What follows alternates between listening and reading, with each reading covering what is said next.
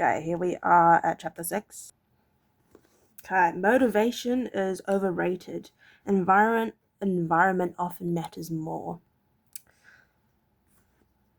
Anne Thorndike, a primary care physician at Massachusetts General Hospital in Boston, had a crazy idea. She believed she could improve the eating habits of thousands of hospital staff and visitors without changing their willpower or motivation in the slightest way. In fact, she didn't plan on talking to them at all. Thorndike and her colleagues designed a 6-month study to alter the choice architecture of the hospital cafeteria. They started by changing how drinks were arranged in the room. Originally, the refrigerators located next to the cash register in the cafeteria were filled with only soda. The researcher added water as an option to each one. Additionally, they placed baskets of bottled water next to the food stations throughout the room. Soda was still in the primary refrigerators, but water was now available at all drink locations. You can't see that. Wow. Over what? Over the next 3 months, the number of soda sales of the hospital dropped by 11.4%. Meanwhile, sales of bottled water increased by 25.8%. They made similar adjustments and saw similar results with the food in the cafeteria. Nobody had said a word to anyone eating there. Ooh, look, they have like a little diagram here. That's pretty cool. People often choose products not because of what they are, but because of where they are. If I walk into the kitchen and see a plate of cookies on the counter, I'll pick up half a dozen and start eating, even if I hadn't been thinking about them beforehand and didn't necessarily feel hungry. It felt If the communal table at the office is always filled with donuts and bagels, it's going to be hard not to grab one every now and then. Your habits change depending on the room you are in and the cues in front of you. Environment is the invisible hand that shapes human behavior. Despite our unique personalities, certain behaviors tend to arise again and again under certain environmental conditions.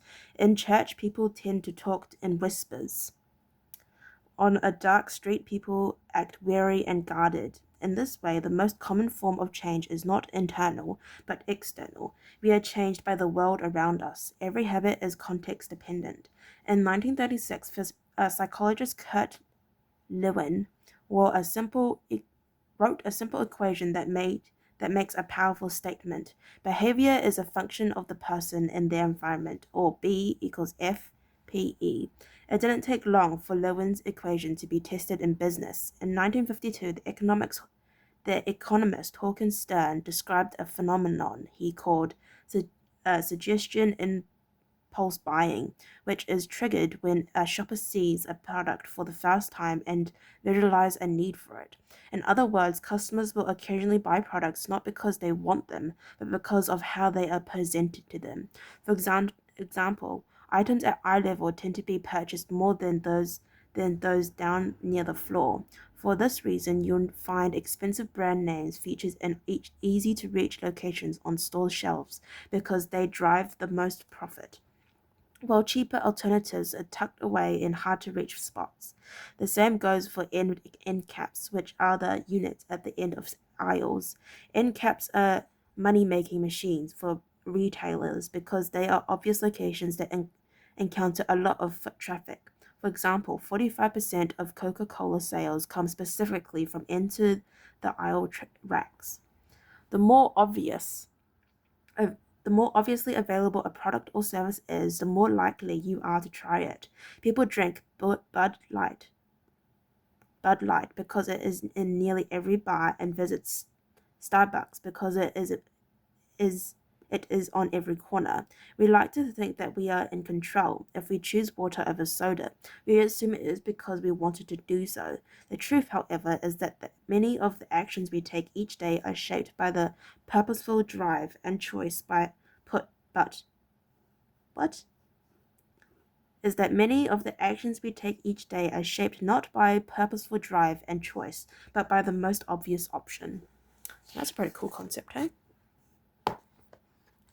Every living being has its own methods for sensing and understanding the world. Eagles have remarkable long distance vision. Snakes can smell by tasting the air with their highly sensitive tongues. Sharks can detect small amounts of electricity and vibrations in the water caused by nearby fish. Even uh, bacteria have chemoreceptors, tiny sensory cells that allow them to detect toxic chemicals in their environment. In humans, perception is directed by the sensory nervous system. We perceive the world through sight, sound, smell, touch, and taste. But we also have other ways of sensing stimuli. Some are conscious, but many are non-conscious. For instance, you can notice when the temperature drops before a storm, or when the pain in your gut rises during a stomach ache, or when you fall off balance while walking on rocky ground. Receptors in your body pick up on a wide range of internal stimuli, such as the amount of salt in your blood or the need to drink when thirsty. The most powerful of all human sensory abilities, however, is vision. The human body has about 11 million sensory receptors. Approximately 10 million of those are detectors dedicated to sight. Some experts estimate that half of the brain's resources are used on vision. Given that we are more dependent on vision than on any other senses, it should come as no surprise that visual cues are the greatest catalyst of our behavior. For this reason, a small change in what you see can lead to a big shift in what you do. As a result, you can imagine how important it is to live and work in an environment that are filled with productive cues and devoid of unproductive ones. Thankfully, there is good news in this respect. You don't have to be the victim of your environment. You can also be the architect of it. How to design your environment for success. During the energy crisis and oil embargo of the 1970s, Dutch researchers began to pay close attention to the country's energy usage. In one suburb near Amsterdam, they found that some homeowners used 30% less energy than their neighbors, despite the homes being tens of homes of similar size and getting electricity for the same price. It turned out houses in this neighborhood were nearly identical except for one feature, the location of the electrical meter. Some had one in the basement, others had the electrical meter upstairs in the main hallway.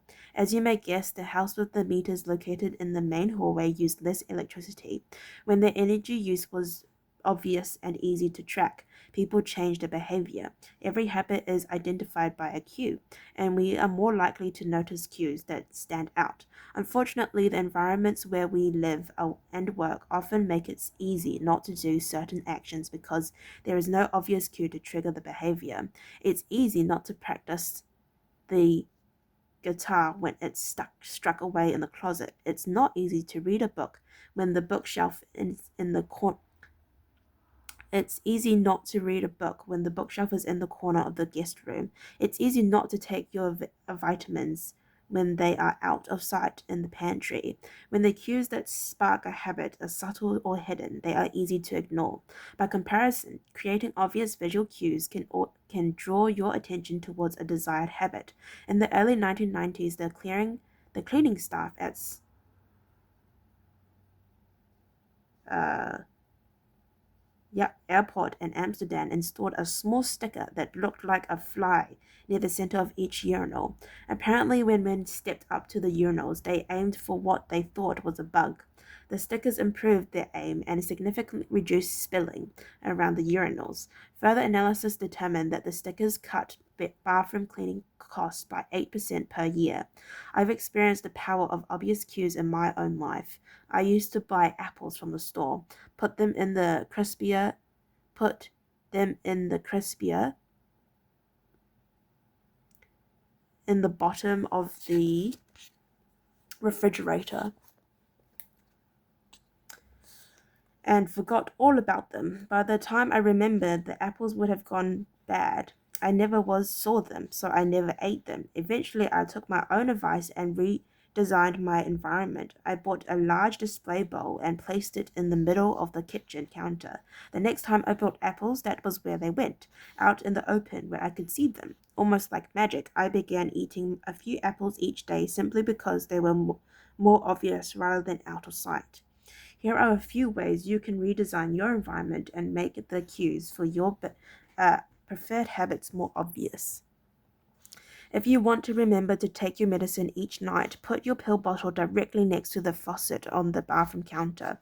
If you want to practice guitar more frequently, place your guitar stand in the middle of the living room. If you want to remember to send more thank you notes, keep a stack of stationery on your desk. If you want to drink more water, fill up a few water bottles each morning and place them in common locations around the house. If you want to make a habit a big part of your life, make the cue a big part of your environment. The most persistent behavior usually have multiple cues. Consider how many different ways a smoker could be prompted to pull out a cigarette.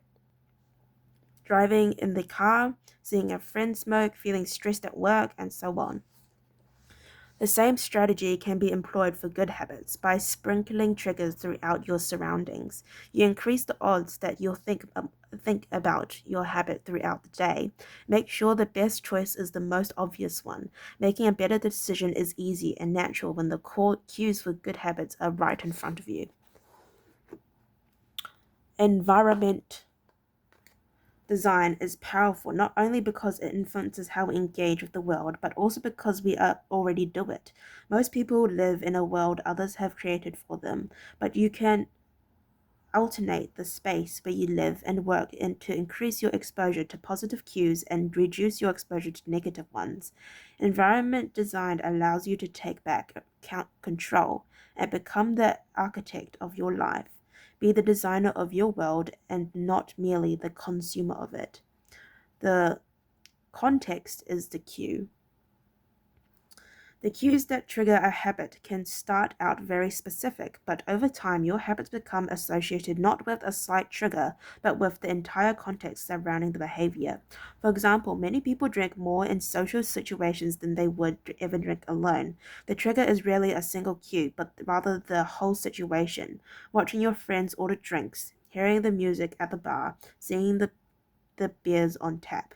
We mentally assign our habits to the location in which they occur: the home, the office, the gym. Each location develops a connection to certain habits and routines. You establish a particular relationship with the object on your desk, the items on your kitchen counter, the things in your bedroom. Our behavior is not defined by the objects in the environment, but by our relationship to them. In fact, this is a useful way to think about the influence of the environment on your behavior. Stop thinking about your environment as filled with objects. Start thinking about it as filled with relationships. Think in terms of how you interact with the space around you. For one person, her couch is the place where she reads for an hour each night.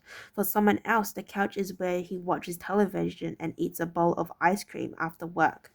Different people can have different memories and thus different habits associated with the same place. The good news, you can train yourself to link a particular habit with a particular context. In one study, scientists instructed insomniacs to get into bed only when they were tired.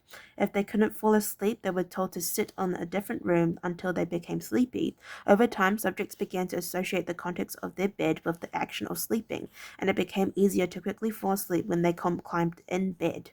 Their brains learn this sleeping, not browsing on their phones, not watching television, not staring at the clock, was the only action that happened in that room.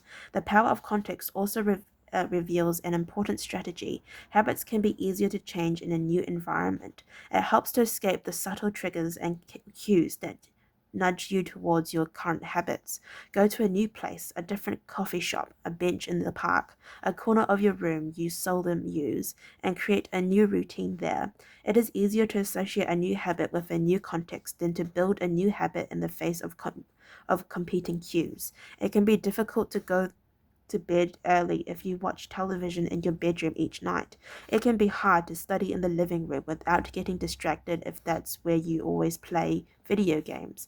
But when you step outside your normal environments, you leave your behavior beside basis biases behind. You aren't battling old environment cues, which allows new habits to form without interruption.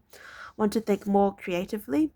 Move to a bigger room, a rooftop patio, or building with expansive architecture. Take a break from the space where you do your daily work, which is also linked to your current thought patterns. Trying to eat healthier, it's likely that you shop on autopilot at your regular supermarket. Try a new grocery store. You may find it easier to avoid unhealthy food when your brain doesn't automatically know where it is located in the store. That is very true. Okay, it has been 16 minutes, so we're going to stop here at page 89. If you'd like to listen to me read another 15 or 20 minutes, then please stay tuned and I will see you next time. Bye bye.